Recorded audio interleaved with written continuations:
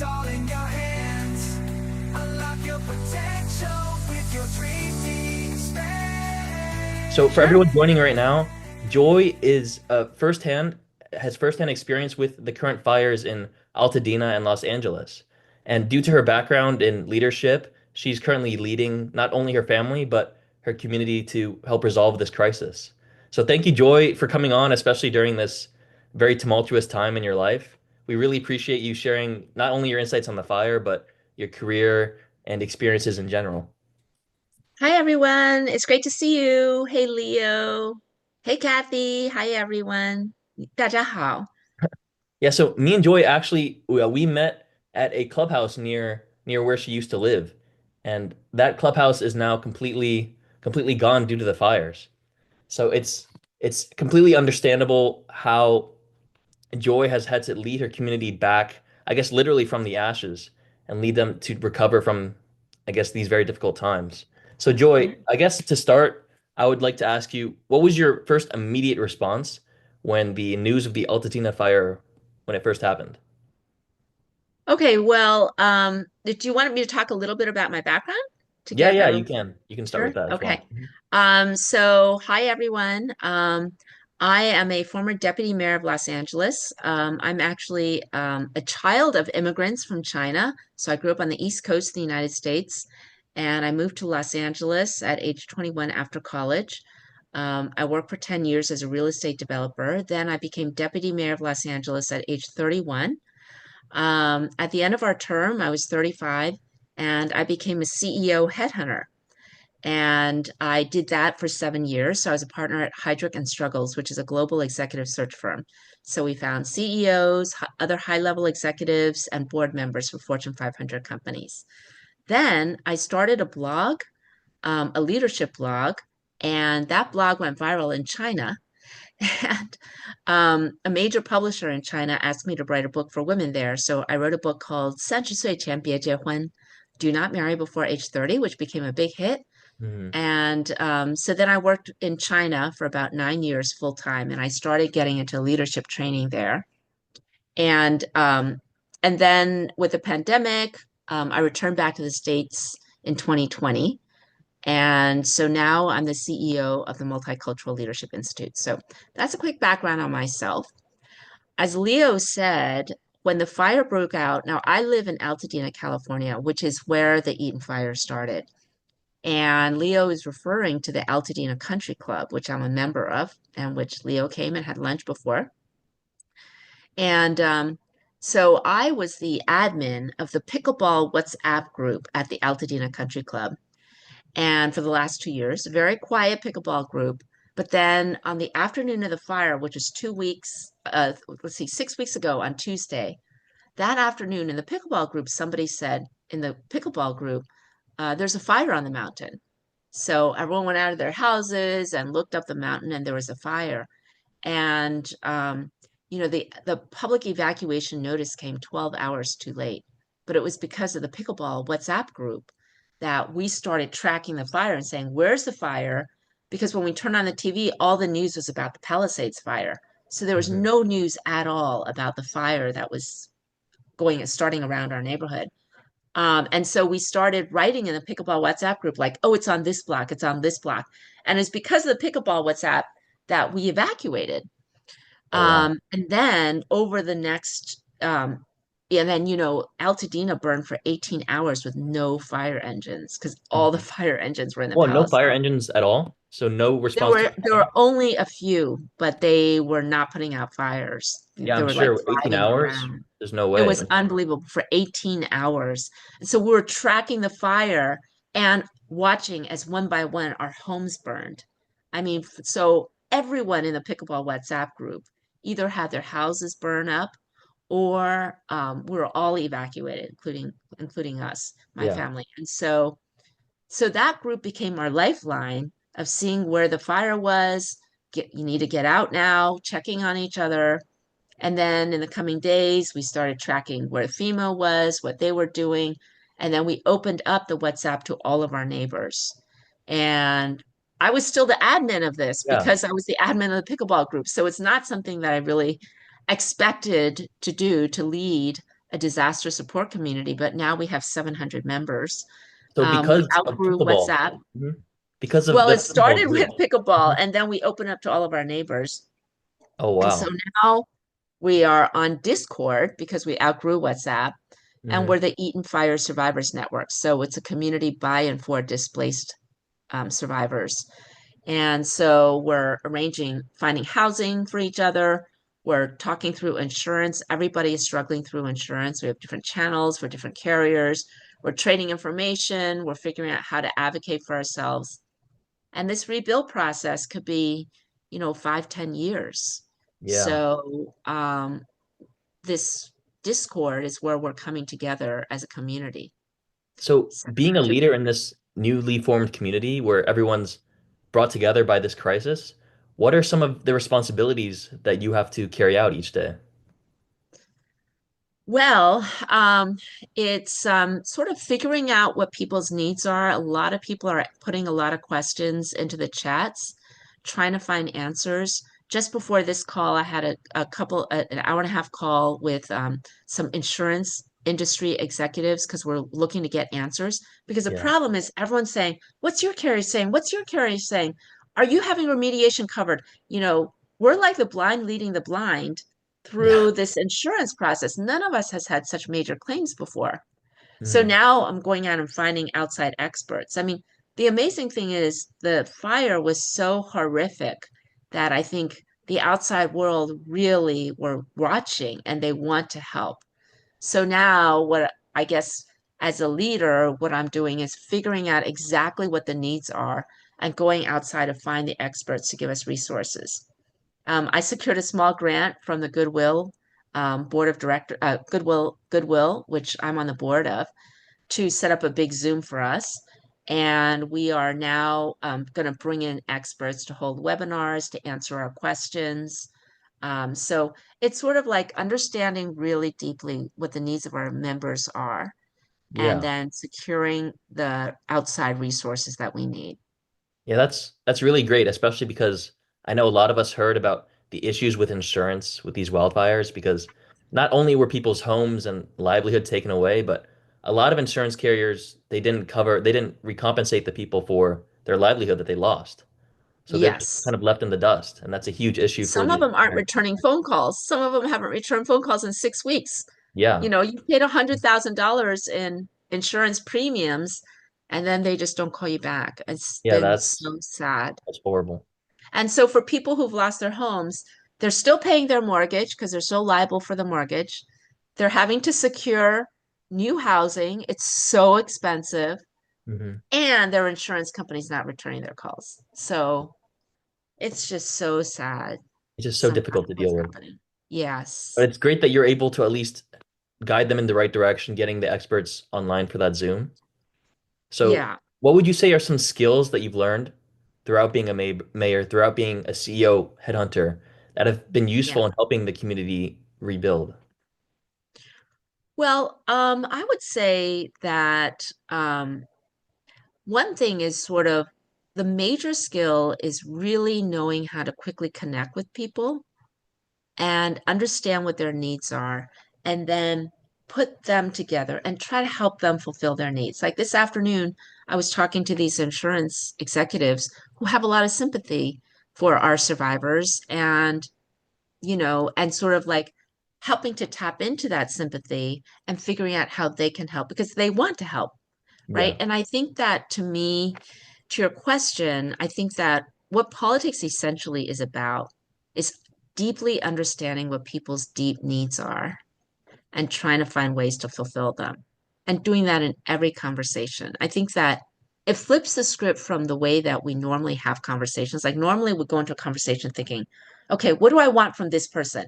And so we think our own agenda top of mind. Yeah. But I think what politics has taught me is to always really focus on the other person, try to deeply understand their needs, get them out.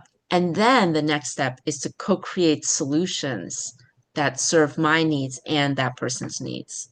Hmm. Yeah, that's a great mindset to have, to think about the other person and what their needs are, especially in this case where their needs are sometimes almost everything, right? Yes. So I guess what I'm trying to ask you is when you deal with these problems, because there's so many people in this group relying on you, do you tend to deal with it on an individual case by case basis or more of as a big group community and there's some general solutions that you help provide? That's a good question. I mean, I think that when I see people writing questions, if it's a general question that I think a lot of people will share, I'll try to answer it publicly. Hmm. Um, because I think that there are certain needs that everyone has. And I think it's the same like in every interaction that we have with anybody. Even when I was a CEO headhunter, when I'm dealing with candidates all the time or in clients all the time, um, to have this sort of special radar to really connect with someone by really trying to deeply ascertain do they want out of this conversation. Yeah. Because oftentimes people don't say what they want either, so to be like, Yeah, um, especially in a difficult situation, right? It's hard to say that they're facing yeah. extreme troubles across the board. And I think that a lot of people, like, especially when we're like Chinese or, work from a different culture, I think that oftentimes earlier in my career, I would always feel so awkward, like 感觉很尴尬, like, Hmm. stepping into a situation being like, oh, they're so different from me. I feel so awkward. And Yeah. always feeling like I have to perform in the way that I'm expected to perform. And I think that what I really learned through the years was to set aside that self-consciousness by not saying don't be self-conscious, but by really leaning in to try to understand the other person, by Hmm. deeply focusing my attention on the other. I mean, Yeah. I've now worked at the top of three different industries on three different continents, and I never applied for any job. Oh, wow. And now in this case, And you can apply for leadership in this case either. It's just you I naturally didn't, assumed the I role didn't apply for and this started job. helping people. Yeah. Kind of naturally happens. Yes. And I think every single time, even when I was deputy mayor, even when I was a CEO headhunter, even when I went to China, every single time it was like I started trying to put useful and valuable things out into the world. And then opportunities happened. Yeah. Opportunities arise and then you just grab onto them as soon as Yeah. they Like, come across them. when I'm trying so hard to help other people, like I have no idea where this Eaton Fire Survivors Network, who knows? Maybe it'll turn into another crazy opportunity.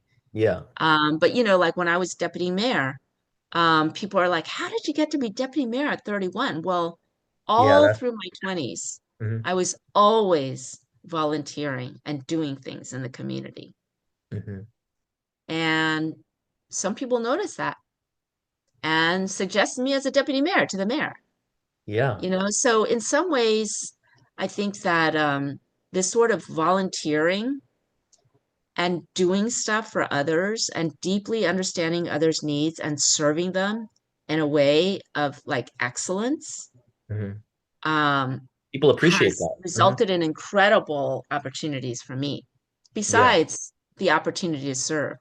hmm And you mentioned how sometimes the Chinese community, their I guess sense of community is a bit different.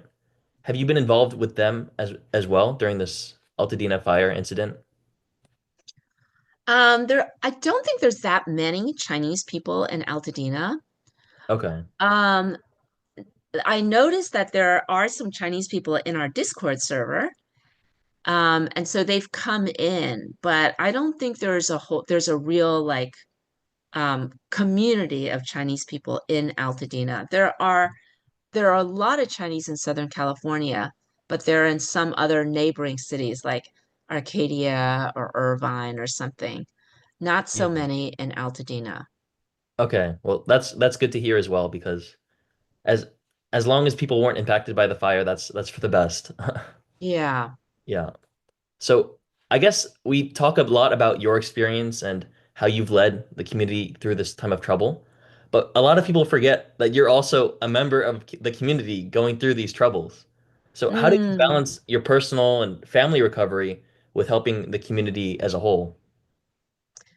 Yeah, my family has moved 7 times in 6 weeks, with two teenage girls and two cats. Um, the thing is, the reason why we didn't get an apartment was because we've been moving quickly to repair the smoke damage in our house, and we always wanted to move back. So we didn't want to enter into a year-long lease or 6-month lease for an apartment. Um, and so we have so many friends. We've been just moving from house to house. Our friends are just like, oh, stay as long as you want. But, it is an inconvenience to host a family. And so, Yeah. we don't want to stay too long. And so that's why we've been bouncing around. I'm staying at a friend's house right now. But we just got news that the water may not be clean at our house for another 18 months. Oh, So wow. we might now be going to look for an apartment. But then again, the water might be back next week. Hmm. So it's just like I The think hope. the biggest difficulty is just like the total uncertainty around when services will be back in the community, and it's holding everybody up from sort of moving on with their lives. But on a personal level, I mean, um, I think that actually serving in the community helps a lot with my emotional recovery, Mhm. because when I see so many of my friends and neighbors suffering so much, you know, I don't want to it makes me feel so useless to not be able to do something. It would make me feel so useless. So it is an opportunity to help our whole community to rebuild our lives. It's an opportunity for me. And I'm grateful for that opportunity. Yeah, it's great that being able to help others helps you focus on helping your own family because that helps you Hmm. focus on both ends and keeps you balanced, especially during these troubled times. Uh, Yeah. so for 18 months or so, there's a possibility that you may not be able to return to your home. Do you and It's community have any plans or roadmaps if that's the case? it's so frustrating, Leo, because it's like, for example, our house will be fixed. The fixings should be done by tomorrow. So we're hoping to move this weekend. But then yesterday, we heard that, oh, the water company, which thought the water was going to be good, they just came back with a test. The benzene level, it should be 1 part per million. It's now at 99. And so it's like massively, massively toxic. One friend of ours, a friend of a friend, went back home because the water company said it should be safe to have a cold shower, just not a hot shower. You might die in a hot shower. So he had a brief cold shower and his whole body had a massive rash. So he moved That's out right away. he's brave for even trying that. That is, That was just, I think, kind of dumb to even try yeah, that. But that anyway, so yeah, I mean, the difficulty is, so okay, so then 2 days ago we heard it might be 18 months. They have to wait until all the debris removal before they can fix the water infrastructure. But Mhm. then yesterday I heard Altadena may do a deal with Pasadena Water and Power where the water is fine, in which case we could move in. Mhm. So, it's like every single day we get a completely different whiplash news that Yeah. changes whether we can move back home. And so that's why we don't want to make a financial commitment to a year lease, which a Mhm. lot of landlords want. The other problem is when you rent an apartment, most of the time it's unfurnished. Mm. Yeah. And, we kind of need a furnished apartment, especially if we're only going to be there for a week or Short a month. term. But if it's going to be 18 months, then okay, maybe we go buy furniture. But then after 18 months, then what do we do with any furniture we buy? So Exactly. so it's basically all of these It's just another burden on top of what difficulties. everyone's already dealing with, having to Yeah. decide where to live, whether to But furnish it. my heart really goes out to our neighbors who have lost everything. I mean, I have a friend who she's the only breadwinner in her family. She's an accountant. Her husband's disabled and doesn't work. She has a daughter my daughter's age, and then she has a younger daughter with Down syndrome with massive, massive medical bills. And they lost their house. So Yeah. now she's, supporting everything. And so, it's just like these kinds of situations.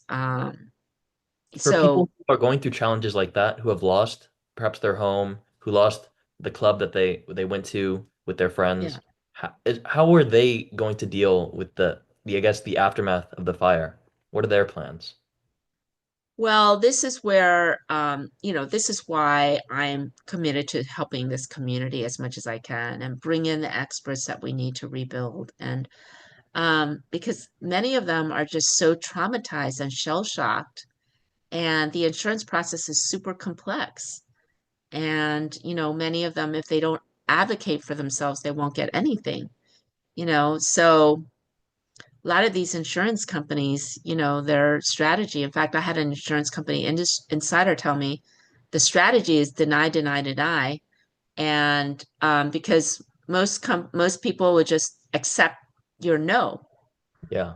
and that's how they make money. So they need, so if you want something, and for many companies, you have to know how to advocate for yourself. But how do you know what you should be asking for? Hmm. So this is the sort of thing that, we're working on. We have power in numbers with this community, and now we're going to seek the expert advice that we need. Yeah. So that's one lesson learned, I guess, that the community got from this fire was that if you want something, you have to continue to ask for it. You have to look for allies to help you to support you in advocating for getting what you deserve.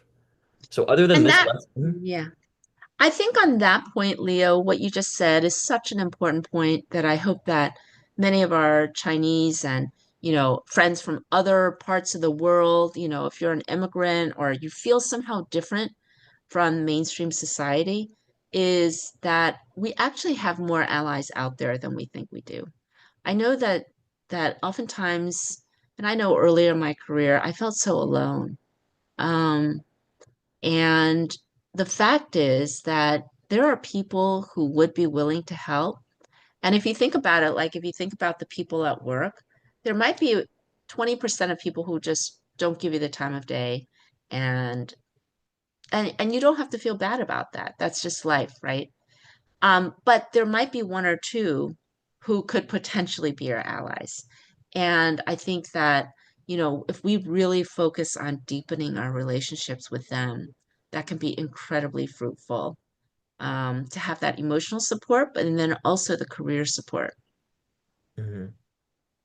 So you're saying the takeaway is that even in times of trouble, you have more support than you think. You just need to reach out and try and ask for help. Yes. Mhm. But I think the first thing is to create an emotional connection, right? Okay. Um, I just, I had incredible mentors earlier in my career.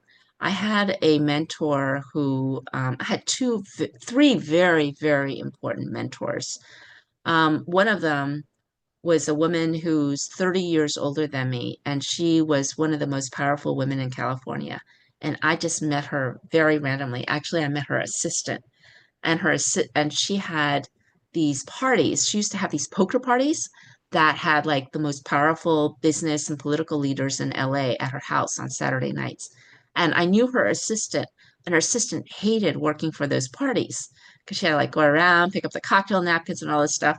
And I didn't know anybody in California. And I was like, hey, I'll do that.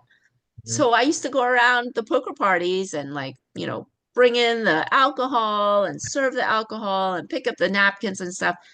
And this woman took a liking to me. And over time, she started introducing me around as her talented young Chinese friend. Mhm. And we became very close. And it was through her that I met a lot of people in politics and business. And so Yeah. we had a very, very dear relationship. And she just passed away in October, a few months ago. Sorry to hear that. And Mhm. I've been thinking about, thank you, and I've been thinking about how best to honor her because she was such an incredible mentor and sponsor to me. And I decided the way that I would honor her is to create a free course for people who are first generation corporate professionals on how to decode the unwritten rules of corporate America, right? Because the problem isn't, I mean, the problem is that every society runs on unwritten rules. Mm, And for if you're a first gen corporate professional, which I think probably everyone here is, like your parents didn't work in corporate management, then there's no way really to understand the unwritten rules yeah. that govern corporate America. So I made a little free course, and here I'll put this in here. I made this in honor of Maureen, and this Mm, is sort of like what I wish that somebody had handed me early in my career. Oh, there you go. Thanks. What I wish that someone had handed me earlier in my career about understanding the unwritten rules of corporate America. So it's totally free. It's a 5-day email course, and you guys are welcome to grab that if you like. Well, that's really generous of you, especially considering all the experiences that you had in multiple fields, whether it be politics, being the deputy mayor, whether it be in Yeah. corporate America, whether it even be in being an author with the popular book that you wrote in the 90s. Yeah. Yeah. Actually, I wrote that in 2011. Oh, in Yeah. 2011, sorry. Yeah. Do Hmm. not marry before age 30. 三十岁前别结婚. Mm, So, yeah, I mean, I think that I'm not really any smarter or harder working or really any more anything than anybody. But I was incredibly well mentored hmm. and You're definitely I hardworking as did well. understand. Don't sell I yourself short. am Yeah. hardworking.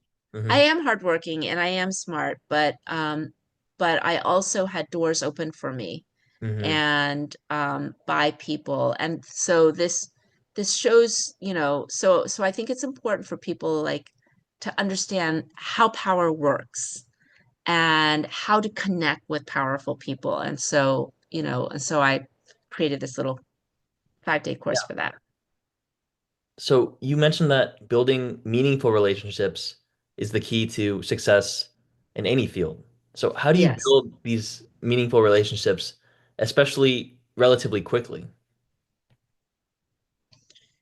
Yeah, I think it really comes down to the fact that there are cultural differences, but at the deepest level, we all are human beings. And I think it's just, I think that I went from being a shy outsider, I guess, to having this be my superpower of like, I think because I was so quiet before when I was so shy, I think Yeah. I observed people a lot. And and I think that being quiet actually can be a superpower because it gives you the chance to really kind of sense what it is people want. Hmm. And so it's also been about being able to talk about anything. It's like wherever you are, I can find something that I have in common with somebody. Yeah, think about the other person, their perspective. Yeah, just like totally focus on the other person.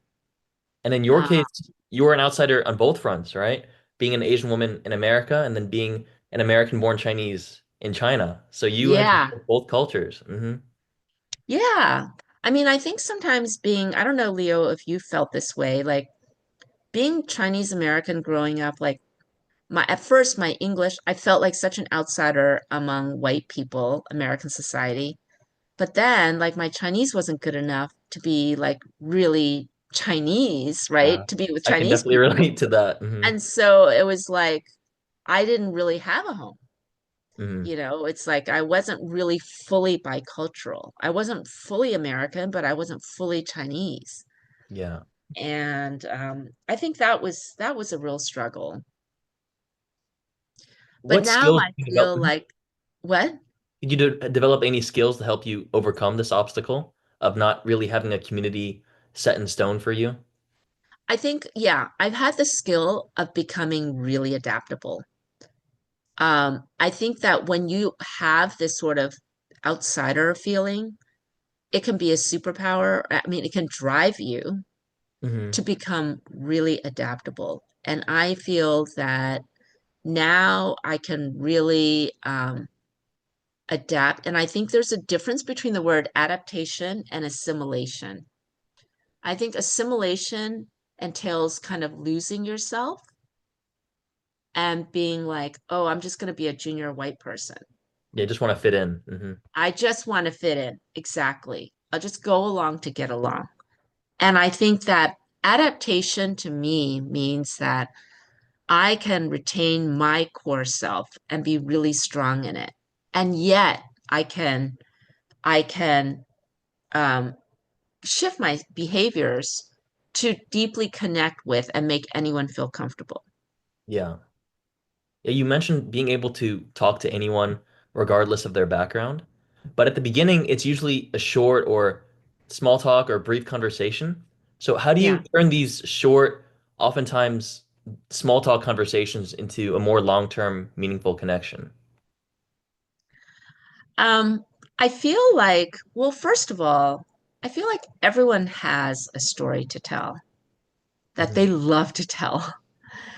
And so I think that going from small talk, I think one thing that I often do is ask why, like, oh, you're playing pickleball and there's a cute girl or whatever, oh, do you live around here? Oh, what brought you to Northern Cal? You know, there's a Mhm. story there, Yeah. especially if they're not from there.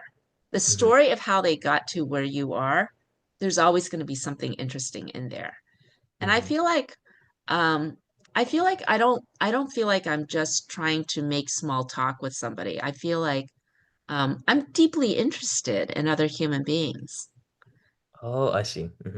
Like their story is really interesting to me. Yeah, And so we have something in common. You're interested in you, and I'm interested in you. exactly. And people are most comfortable talking about themselves. That's what they know. Yeah. So you try and put them at ease by asking questions, by telling them to tell their story to you. Yeah. I mean, Mhm. that's the easiest thing to do. And I think it takes that performance pressure. Like I always felt like, oh, I feel so awkward because what should I say now? Or oh, they just made a joke. And then like I can like I realized a joke that I should have told 10 minutes ago, but it's like way too late to bring the conversation back to that so I can get my joke in. Like Yeah, I always just had that feeling. Um, but then if you take that, you can take that pressure off just by like asking questions, yeah. and especially about their story. People Mhm. love to tell their story. Is there a difference in the networking skills that you use based on the different industries that you've been in? I I'm sure. think that to me, I think it's very situational. Actually, it's funny you talk about networking. The LA Times actually did they profiled me once before, and the headline was "The Networker," which I thought was so interesting and ironic because I was always so shy and I was such a misfit. I'm like, "The Networker, really?" A Um, good title to but have. Hmm. yeah, I'm like, okay, cool. I guess so. Um, but I think, yeah, it is situational. I think that, um, I think I've become something like a chameleon, like 变色龙, right? Chameleon, it's an animal that changes the color of its skin. I think that like a chameleon it's still the same animal, but it can change the color of its skin to fit its surroundings. And I think that that's kind of like me, and I do it unconsciously now. I think Hmm. that if I'm in China, obviously I'm speaking Chinese, but my mannerisms or whatever, it might be a little bit more reserved. But then like with people with a party of a lot of extroverts in America, I might be more loud to sort of fit in with them. And I Hmm. don't think it's as changing the essence of who I am. I think of it as just connecting more effectively with the people around me. Yeah. That's great advice to have. But there are some people who maybe struggle with networking or self-promotion. Do you have any Yeah. advice for them if they were introverted, like you used to be, like I used to be? Do you have any specific advice that maybe that could help them get the ball rolling on this front? Yeah, I mean, I think it's really about, well, I think that, there's so much to talk about and we can't really do it here. I really go into in this in this link, in this 5-day course, sort of understanding, I think changing our cultures, the number one thing, like self-promotion, right? The number one objection, because I do a lot of this training at companies at like Dow or Genentech or Citigroup. And when we talk about these things, like for example, especially self-promotion, the number one objection that I hear is, but that's just not me, right? Like, okay, I tried promoting myself, but I felt so dirty and disgusting. Like it's this. So basically, it turns out that a lot of times we know what we should do, but the barrier is emotional, Hmm. right? Like it makes me feel so gross. Um, and so I put into that like some specific strategies in that unwritten rules link, some very specific strategies on overcoming. So that becomes a mindset issue because it's an emotional objection. And I guess really quickly, um, it's about shifting our perspective, right? So if we're in our, for example, Chinese mindset, and we're like, okay, we're going to promote myself, then we're like, ew, I feel so gross because we are changing our behaviors, but we haven't shifted our perspective first. Hmm. Yeah. So the step one before we change our behaviors is to shift our perspective and learn to see it from the other person's point of view. Mm. If we look at, let's say, I'm going to put on my Western eyes, understand that Western culture is very individualistic, and therefore you have to promote yourself. Hmm. Then, from that standpoint, I can look at my behaviors. Oh, I'm not talking during meetings. Um, I'm just putting my head down and working, and I'm expecting to be promoted. From a Western standpoint, you can see, oh, I can see why I'm not going to get promoted. Yeah. So I think from a Western perspective, that behavior isn't dirty and disgusting. It's It's necessary. necessary to get promoted, right? So I think it's a mindset shift. And it's that we do have to learn to very fluidly shift our perspective as we shift our behavior. Hmm. Well, shifting our perspective should prompt shifting our behavior. Okay. Because So if we just shift our behavior, then we have this, but that's just not me problem. yeah. Does that make sense? What you're recommending is people oftentimes struggle with self-promotion because they think they're being arrogant or other people will judge them. But you have to shift this mindset to where you're not bragging, but rather you're doing something necessary to improve your career, to let people notice what you've been doing for your company or your organization, whatever industry you're in. It's necessary to let people know what your value is. Not just that it's necessary. When I say shift perspective, I'm talking about cultures, right? So we don't have time to go into this so much today, but like in this decoding, I should just write, decoding corporate America's unwritten rules. I should have put that in. Hmm. If Um, anyone has any specific questions, feel free to leave yes. the chat as well. We're very privileged to have Joy with us here. She's very busy. So if you have any questions, now is the time to ask them in the chat. Hmm. Okay, yes, I'm happy to take a couple questions. So basically, it's not just shifting the perspective to say this is necessary, it's understanding Western cultures and Chinese cultures or other cultures. What makes Western cultures, and I go really deep in this course because we don't have time today, but what makes Western cultures um, different from every other cultures in the world, according to anthropologists, is this focus on individualism, right? And so the focus on me rather than we. Every other culture, every other society on earth right now is more collectivist, more focused on we. So the focus on me rather than we, this individualism, it leads to a set of behaviors that are required for promotion, to be promoted in the company. Yeah. Self-promotion, assertiveness, you know, these kinds of things, and networking, this Mhm. ephemeral networking. All this um, is because of this focus on individualism.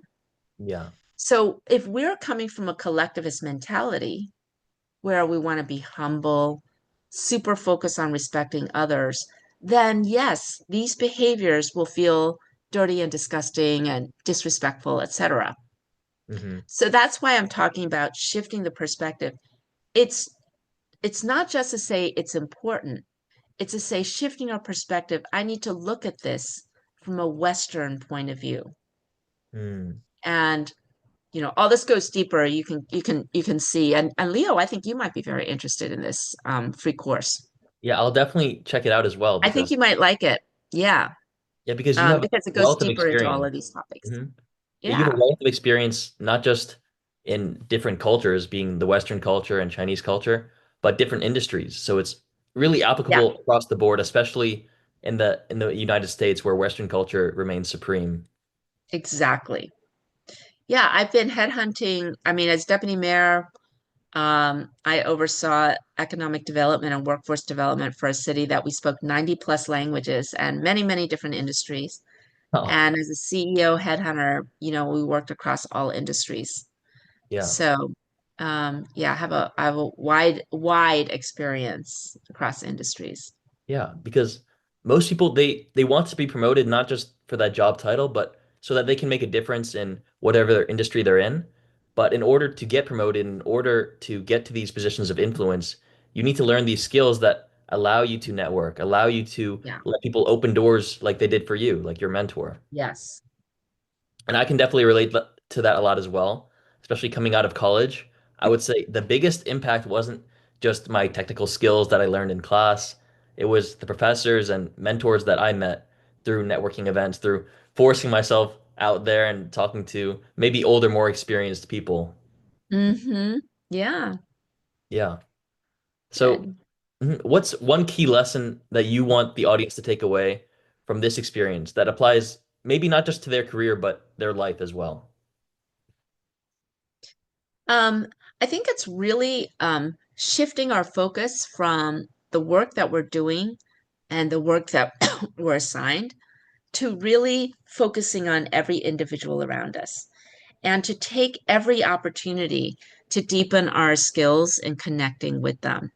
And I think that every interaction that we have with every person and every meeting that we're in, we can use those as an opportunity to deepen our connection skills.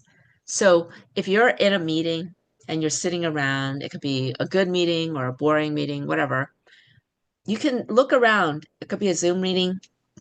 Look around and say, who's the most influential person in this meeting, right? What are they doing? What are their behaviors that make them so influential? Mhm. And who's lacking influence in this meeting, right? Who's ignored and overlooked? And what behaviors specifically are causing them to be overlooked and ignored?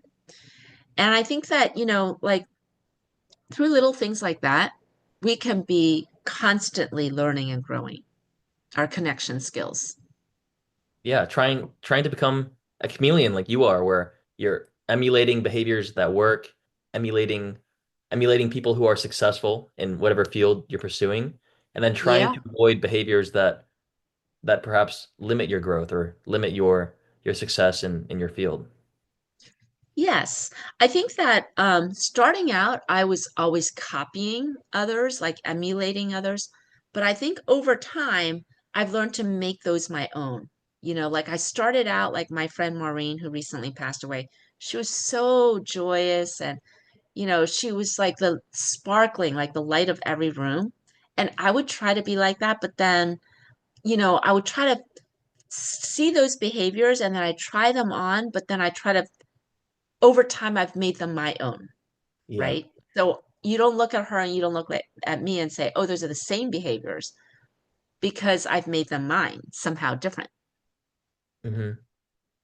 We have a question from the chat from Mary Liu. She talks about how being self-centered is a part of human nature. But what is your comment? Do you have any comments on self-sacrifice and loving others, especially Christianity being a big part of American culture?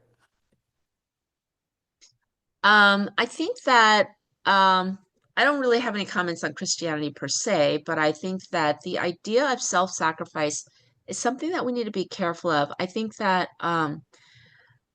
like when I say volunteering has brought me so many opportunities, we also have to be careful because especially, as Asians, we sometimes can be dumped on and people think, oh, just give them the hard work to do and then never promote us too. So we don't want to just always be accepting everybody else's work and then not getting promoted.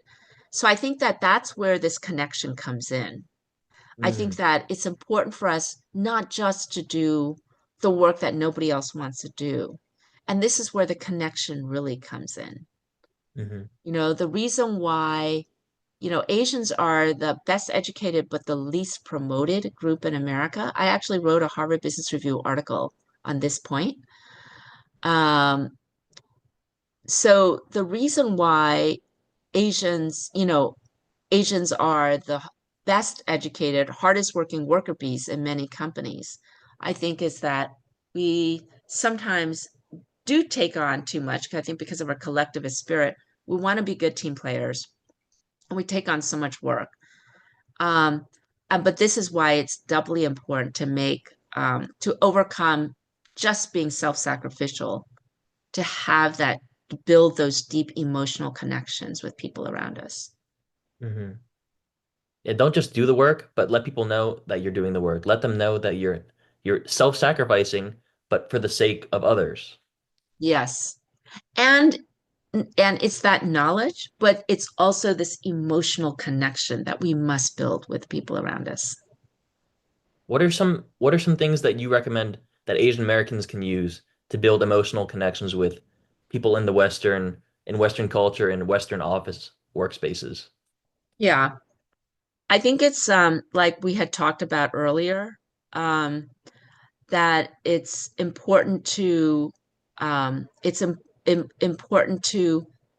mean, I have a whole 1 day lesson on it in this course. But it's about building that one-on-one, like I see you as a human being. And when we talk about really deeply understanding that person's story, um, it must start with that, right? Making this one-on-one emotional connection. It's not just saying, hey, look at all the work that I did here. Um, it's about, yeah, just like seeing that person and making that person like and trust you as a human being and a colleague. Yeah. I know a lot of people think that community service is self-sacrifice. So it's great Yeah, what you're doing for your community because you're showing that even one person can make a huge impact on the community, even if in times of trouble where their own personal family is going through difficult times. yeah. Yeah, I mean, well, in this case, it also is a great joy to me to be able to support, so many people in my community. And I get a lot out of the self of the of the community building. I would call it community building. And I don't think I would really call it self-sacrifice. Mhm. Um, I would just call it community building. Would you say that this fire has definitely strengthened your leadership and community building skills? And if so, how? Well, it's only been 6 weeks and I've been in leadership for like 30 years. So I don't know if it's strengthened.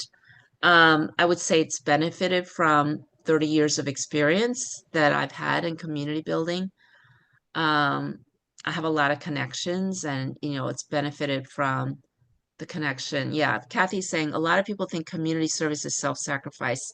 Less focus on the impact each could make in the community. Giving is receiving. Joy or yeah, thank you, Kathy. I mean, I don't see the community service as self-sacrificing. I guess that's um, I don't see it as sacrificing myself. I see it as given to a common good. And I get a lot back. I mean, I've had an incredible career, three at the top of three industries and three continents, and it came from community building. Mhm. So it's been, when you give with excellence, in a really committed way, I think people are moved and inspired, and people see the greatness of you, because I think otherwise, a lot of Asians get stuck in this chicken and egg problem. People don't see you as a leader. so you don't have any opportunity to prove yourself. Mhm. You could be a great leader, but no one gives you a leadership role. So Yeah. if you do something that's in the community, that's volunteering, it gives you both that leadership's practice, but also it gives other people an opportunity to see the greatness of you. Yeah, Um, that's a great and that's how takeaway. I've gotten so much of that's how I've gotten all my great opportunities.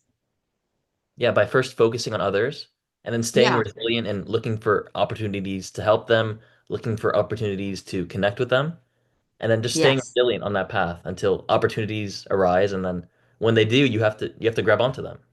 yes, absolutely. I mean, none of this would have happened if I just put my head down and did the jobs that I was told to do by my Yeah. bosses at work. Hmm. Yeah, I even would though the still be fire a has been horrible. struggling, trying to be a real estate developer. Yeah. And even though the fire has been horrible and it's impacted so many people's lives in negative ways, at least it's given an opportunity for the community to bond together and form long, Yes, life-lasting relationships as well. yes. All of that is happening now. So something amazing is happening in Altadena. Yeah. Something amazing is happening. Yeah, well, thank you so much, Joy, for coming on. I know that you're very busy, not just in your career, but now with your personal and community issues with the fire. So thank you Yeah, so much for joining our seminar today. I will send the link one more time in our chat to your free course. great. Joy, for Thank you. everyone in the room currently, Joy's free course is a 5-day free course on networking and how she reached the top of 3 different industries. So everyone feel free to check the link in the chat. And if anyone has any last questions before we end the seminar, that's fine as well. But just one last question, if so.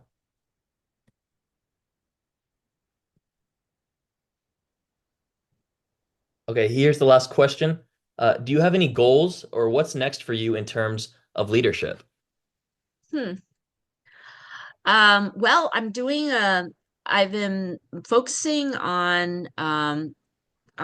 well, there's community building here in Altadena, but in my day job, I'm the CEO of the Multicultural Leadership Institute. And so we do training at different companies, um, mostly Fortune 500 companies. And that's been really exciting. And I think that later this year, I might be rolling out some leadership training for individuals because I have a lot of people who see me at talks and stuff, and they're like, I really would love to do a little bit more training with you, but my company isn't paying for your training or whatever. My company isn't offering your training. So I think that later this year, I might start doing some short training, short burst trainings, Mhm. which you guys might be interested in. But yeah, I don't know. I'm 55 now. I always thought 55 was old, but now I feel like, Oh, it's wow, not old, not I could be doing anymore. this. I could be doing this for the next 50 years. I Yeah. feel like, I mean, I really feel like um, the best is yet to come in my career and in our world. I think it's kind of a time of a great uncertainty right now. It's a scary time. We have, sort of like a president who's destroying a lot of things like government jobs. My brother works for the government, and it's a time of great uncertainty. But I believe in the power of people, And the power and of I resilience. believe that, and I believe in the power of people, and I think that we all, and I think that everybody here has more power and control over your lives and the direction of your career and of your community than you think. And I do think the best is yet to come. That's that's a great All of note to you. end it on. That's a great note to end it on. That emotional connection is really the most important thing that connects all of us, regardless of what background we come from. So thank you everyone for coming on and joining us today. Thank you, Joy, for coming and giving us your knowledge. I know your schedule is very busy, whether it be helping with the community or at your day job. But yeah, everyone feel free to check out Joy's free course. The link is in the chat. And then stay tuned for My Tuesday and My Thursday lectures in the future. Every Tuesday, there's a free Tuesday Chinese seminar. Every Thursday, like this one, there's a free English seminar. So once Great. again, thank you, everyone, and see you soon. Bye-bye. Bye, everyone. Thank you. Good night. Good night. Bye, Kathy. Bye, Leo. Good night. Thank you, Joy.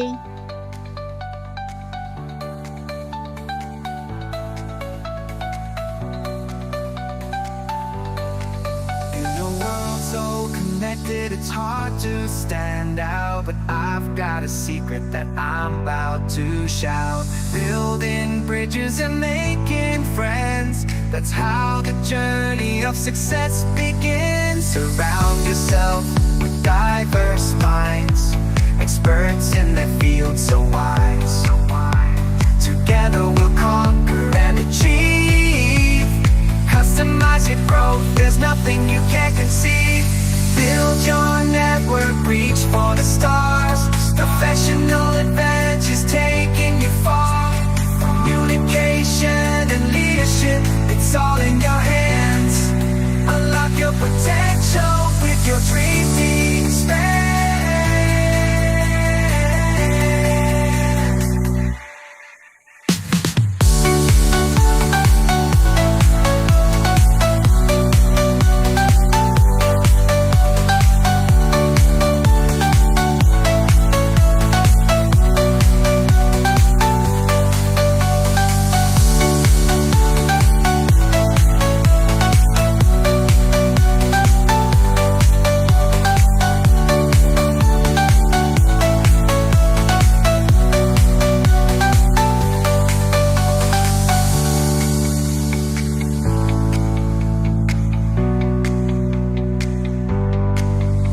Surround yourself with diverse minds, experts in their field, so wise. Together we'll conquer and achieve.